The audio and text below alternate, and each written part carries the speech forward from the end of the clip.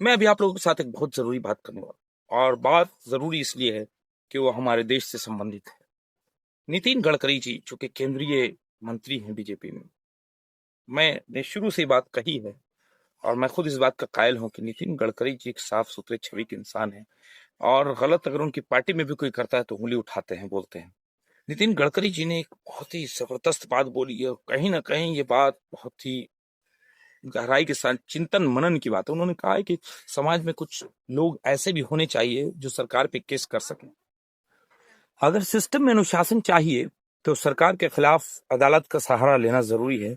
अदालत का सहारा लेना जरूरी है, ये नितिन गडकरी जी ने बोला है।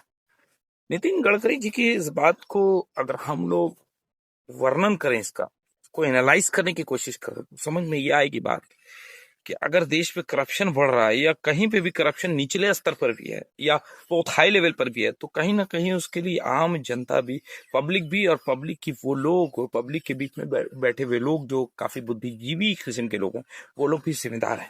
क्योंकि वो करप्शन को आंख मूंद के, आंख बंद करके देखते रहते हैं और सुनते रहते हैं, उस पर कोई भी कटाक्ष नहीं करते, उस पर कोई रिएक्शन, अपनी प्रतिक्रिया नहीं देते, उसको क्रिटिसाइज नहीं करते।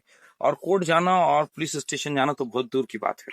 तो नितिन गडकरी जी ने जो ये कहा है, वो कहीं ना कहीं अपने आप में एक बहुत बड़ी बात है। एक तरह से उन्होंने देशवासियों को, देश के लोगों को, और खास के बुद्धिजीवी वर्ग के जो लोग हैं उनको एक नसीहत की है। तो अपनी सरकार को आपको सिस्टम में रखना है कि सरकार आपकी अनुशासन के साथ चले, सरकार में करप्शन ना हो, तो उसके लिए आपको अदालत का सहारा लेना पड़ेगा।